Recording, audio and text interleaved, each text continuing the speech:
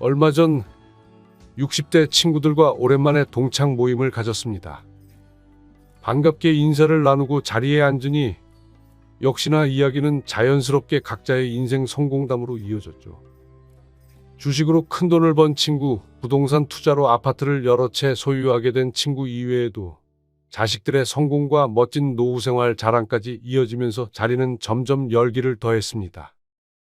그렇게 시간이 흐르고 분위기가 무르익자 모두가 웃으며 듣고 있지만 사실은 속으로 부러워하는 사람과 은근히 부러움을 즐기고 있는 사람으로 나뉘는 게 느껴졌습니다. 하지만 그때 문득 깨달았죠. 모두가 자기 자랑을 할 때 은근히 가장 많은 부러움을 받고 있던 사람은 따로 있었다는 사실을요. 돈이나 명예, 자식의 성공과 같은 뻔한 이유가 아닌 완전히 다른 이유 때문이었습니다. 과연 그 사람이 누구였을까요? 그리고 사람들은 왜 그 친구를 그렇게 부러워하고 있었던 걸까요?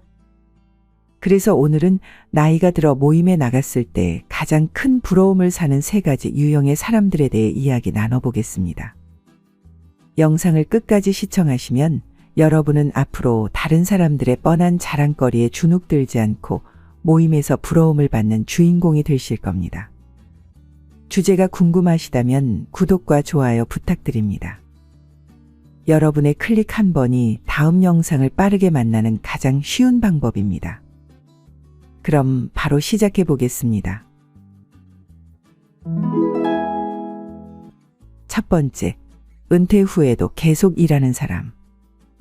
우리나라 노인 빈곤율은 OECD 국가 중 압도적으로 높습니다. 2023년 조사에 따르면 한국 노인의 빈곤율은 무려 40%가 넘는다고 하니 모임에 나오는 5명 중 2명은 경제적으로 어려움을 겪는다는 이야기죠. 문제는 퇴직 후 재취업이 쉽지 않다는 겁니다. 준비 없이 밀려난 사람들이 어영부영 시간을 보내다 보면 자신도 모르게 장기 실업자로 전락하기도 하고 급한 마음에 창업에 뛰어들었다가 하루아침에 평생 모은 퇴직금을 잃어버리는 경우가 많습니다. 그러다 보니 이 나이에 어디에 소속되어 일할 수 있다는 것 자체가 축복처럼 느껴질 수밖에 없죠. 그뿐만 아니라 여전히 밝은 모습으로 작은 일이든 큰 일이든 꾸준히 일하며 삶의 의미를 찾는 사람들이 있습니다. 제 지인 중에는 교직 생활을 오래 하고 은퇴한 뒤에도 건물 경비 일을 하는 친구가 있습니다. 연금도 적지 않게 받는데 굳이 일을 하는 이유가 뭐냐고 물어봤더니 이렇게 대답합니다.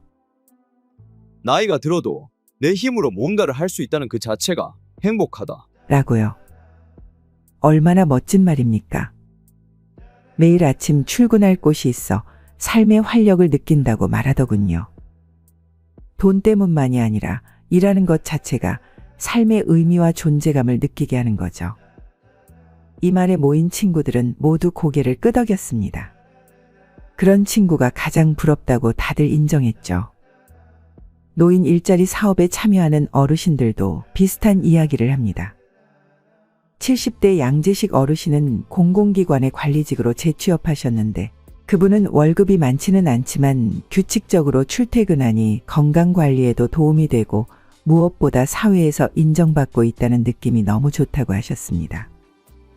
매달 받는 월급으로 손주들에게 과자값이라도 쥐어줄 수 있다는 게 얼마나 행복한지 모릅니다.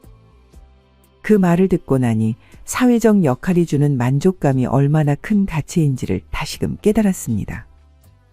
내가 내 힘으로 번 돈으로 작은 선물이라도 할 수 있다는 게 얼마나 큰 행복인지 말입니다.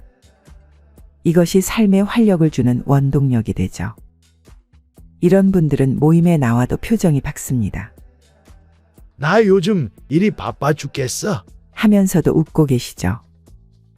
은퇴 후 일자리 문제로 고민이라면 지자체나 공공기관이 주최하는 노인 일자리 사업 혹은 공익적 활동 분야를 적극적으로 찾아보세요. 택배 지원, 공원이나 지역시설 환경관리, 아동이나 장애인 보조 등 다양한 일이 있습니다. 체면이나 꼭 남보다 더 많이 벌어야 한다는 압박감에서 벗어나 이를 통해 건강을 챙기고 적당한 수입을 얻으며 사회적 역할을 수행한다고 생각해보면 좀 더 가벼운 마음으로 시작해 볼 수 있을 겁니다. 또 건강 관리를 미리 해두어야 뭔가 일할 기회가 생겼을 때 몸이 받쳐줄 수 있습니다. 두 번째, 나이 들어도 귀티 나는 사람. 모임에 나가면 계속 눈길이 가는 사람이 있습니다. 바로 귀티가 나는 사람입니다. 그런데 이런 귀티는 꼭 비싼 명품으로 온몸을 치장한다고 생기는 게 아닙니다. 그런 사람은 오히려 억지로 꾸민 티가 나서 어색하거나 불편해 보이죠. 제가 본 사람 중에는 그냥 평범한 셔츠 한 장을 입어도 귀티가 나는 사람이 있었습니다. 알고 보니 이 사람은 항상 깔끔하게 몸가짐을 하고 운동도 꾸준히 하고 있었죠. 꾸준한 관리와 습관에서 나오는 여유가 그 사람을 품위 있어 보이게 하는 겁니다.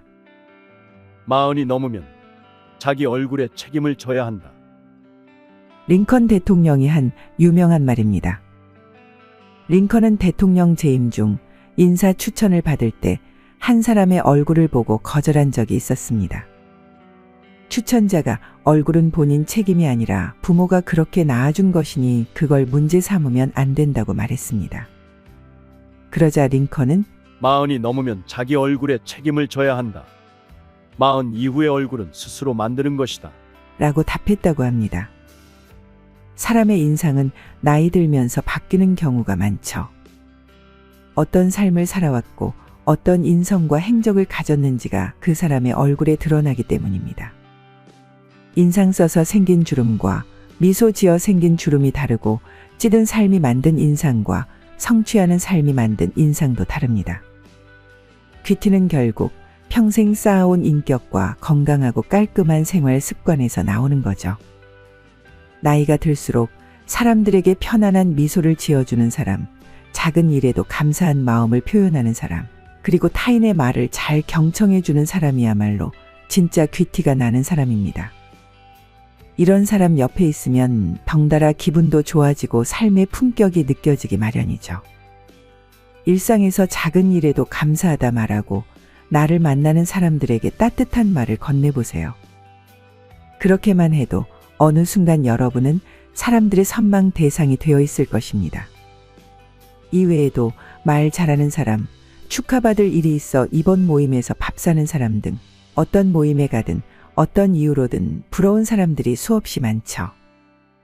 하지만 그 중에서도 가장 눈에 들어오는 사람은 이 세 번째 유형일 겁니다. 세 번째, 남 의식하지 않고 자기 삶에 충실한 사람. 장자의 추수편에 나오는 이야기를 들려드리겠습니다. 옛날에 발이 하나밖에 없는 전설의 동물 기가 있었습니다. 그 동물은 자신의 한 개뿐인 발로는 빠르게 움직일 수 없다며 수많은 발을 가진 지네를 부러워했습니다. 그런데 흥미롭게도 그 지네는 발이 하나도 없는 뱀을 부러워했습니다.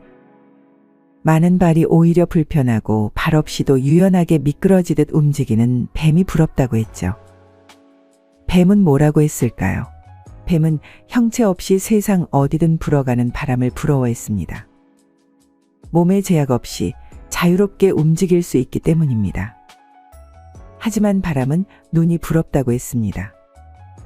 눈은 보고 싶은 곳을 바라보는 순간 즉시 그곳에 도달할 수 있으니까요.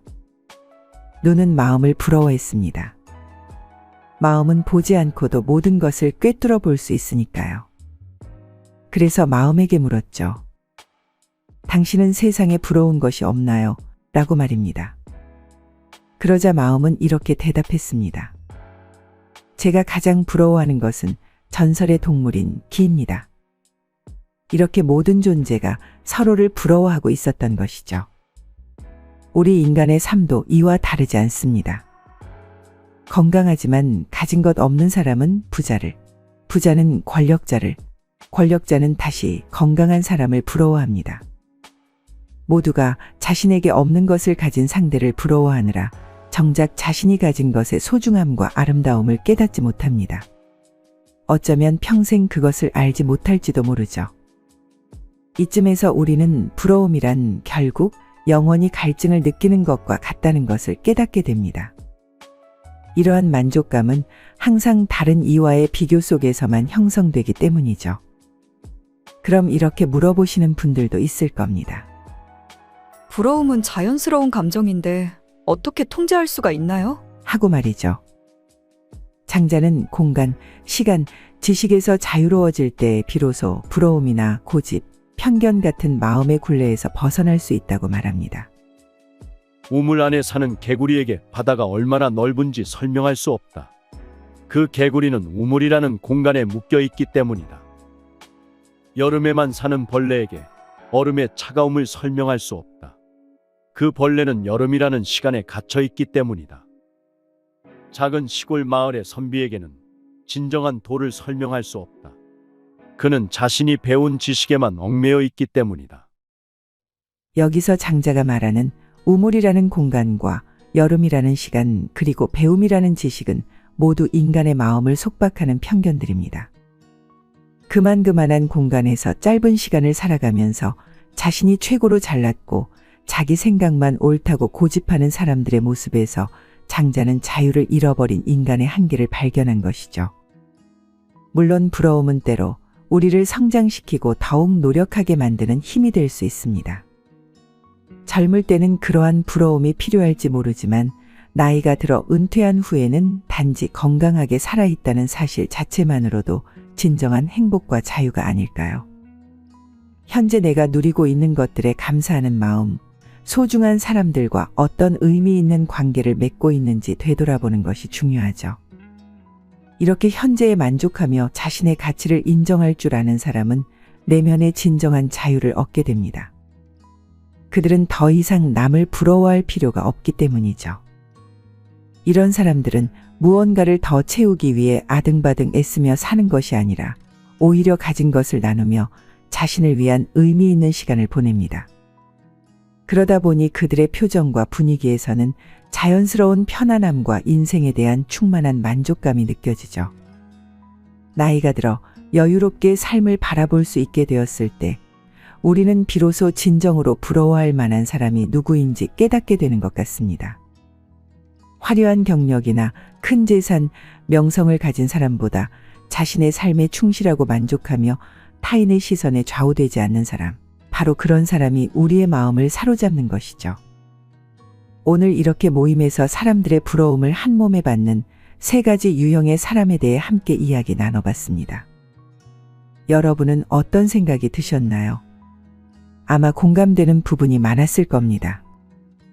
결국 시간이 지날수록 가장 부러운 사람은 돈이나 명예, 그런 외적인 조건을 넘어 내면의 여유와 삶에 만족하며 자신만의 삶을 당당하게 살아가는 사람입니다.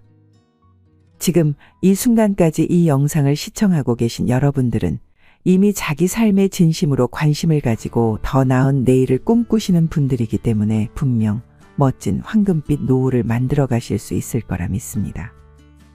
오늘 이 시간이 여러분에게 자신의 삶을 돌아보고 이미 가지고 있는 것들의 소중함을 다시 한번 깨닫는 기회가 되었기를 바랍니다. 오늘도 귀중한 시간을 내어 끝까지 시청해 주신 여러분께 진심으로 감사드립니다. 앞으로도 여러분의 행복한 노후를 위한 여정에 지혜의 동행이 함께하겠습니다.